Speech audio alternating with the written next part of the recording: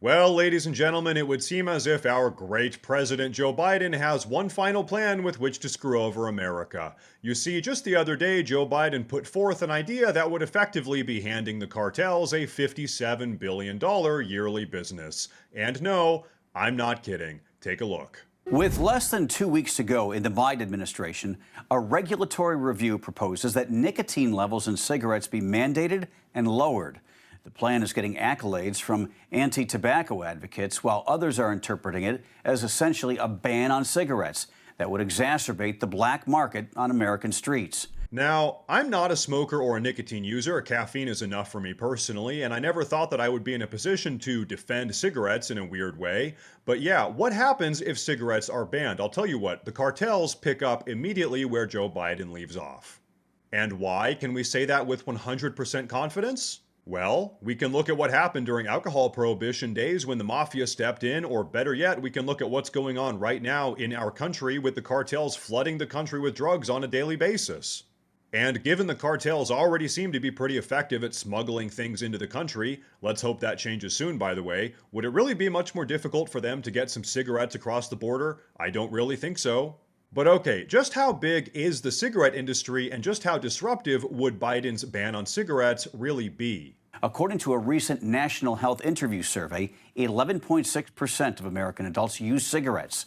Okay, so 11.6% of Americans smoke cigarettes, and if you look up the stats, that's around a $57 billion yearly industry.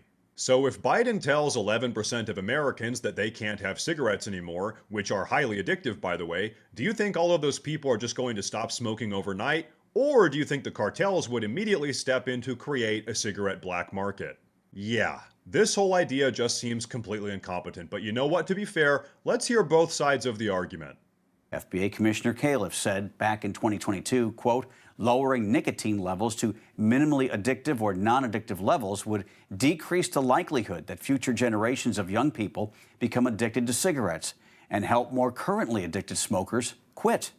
However, critics of the rule say it will cause current smokers to use more cigarettes to compensate for lower nicotine levels, further harming their health. Yeah, that's exactly what would happen. Either people would start smoking 2 times or 3 times or 4 times as many cigarettes, or they'd start buying cigarettes from the cartels. This is just a no-brainer.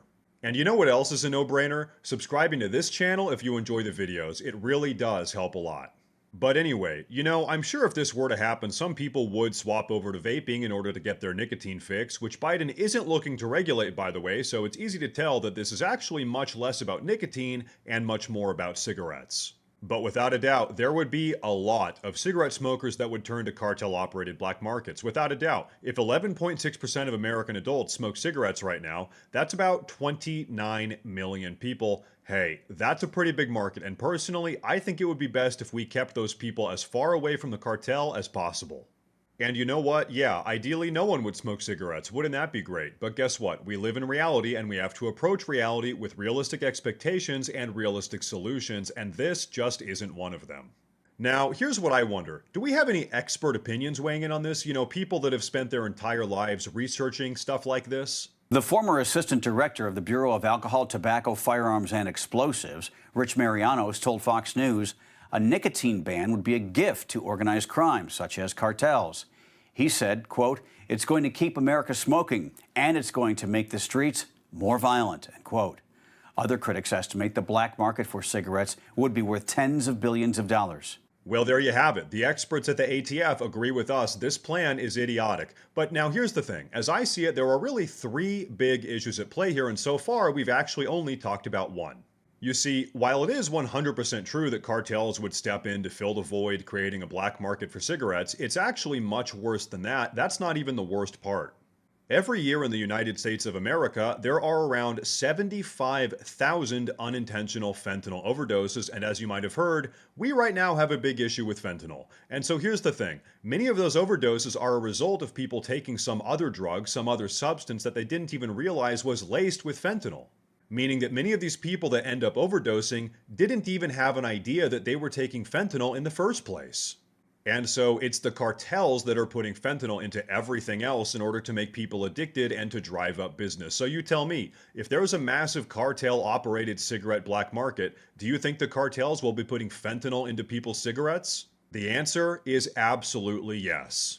And so then what happens is that not only are people addicted to nicotine and still smoking cigarettes, they're potentially getting addicted to opiates now as well. Great.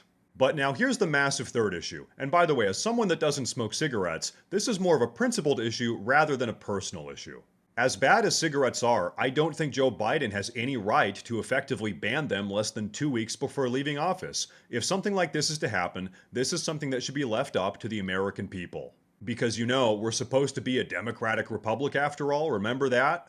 And so I'll say it again, I'm personally not a big fan of cigarettes, but out of principle, this isn't something that the president should be able to decide by himself, especially after getting ousted by the people. If the people wanted Joe Biden to pass radical new policy like this, they would have voted for him. Oh yeah, I forgot, that's right. They actually couldn't even vote for him because his own party, the DNC, replaced him with some lady, Kamala, that nobody even voted for. But you know what I mean, the point stands. In order to make sweeping change like this, you need to have the support, you need to have the will of the people, and Joe Biden very clearly doesn't have that. And so this entire situation is anti-democratic, it empowers the cartels, and it will 100% backfire and cause more damage than it's worth. I guarantee you this will just exacerbate the ongoing fentanyl crisis if this happens. But you know what? When you really think about it, this proposed change to cigarettes really is just status quo for the Biden administration, isn't it? It's just another half-baked idea from Joe Biden's half-baked brain that very clearly no one in the Biden administration has really thought about. In fact, maybe I'm about to be more generous to Biden than I should be by saying this, but it's possible that there was actually some amount of good intention behind this. Cigarettes are bad, so let's ban them. It's a very simple thought really, but as they say, the path to hell is paved with good intentions, and as we've discussed, this entire idea is riddled with problems. And so really, ideas like this need to be exposed to public scrutiny so that all of the issues can be worked through publicly, then voted on. The people need to be given a decision, their voices need to be heard on stuff like this, not pushed through in the last possible moment by a president that just got kicked out of the White House. Because for those of you that have been paying attention, you might have noticed that it's half-baked progressive policy like this that have ultimately seriously deteriorated our country. Sometimes the policies are neatly wrapped, they have a nice bow on top, and they seem good at first glance, but if you really start picking them apart, they just completely crumble under the slightest amount of scrutiny. But hey, you know what? I think that's all I've got for you guys today, so let's hope that this terrible piece of policy doesn't end up getting pushed through at the last minute. But as things stand right now, really anything could happen. It really could go either way. So hey, I want to know what you guys have to say about this, so please go down below and drop a comment. Please like the video, but only if you liked it. Please subscribe, it's huge and it really, really does help a ton. Thank you all very much for watching, and as always, stay safe.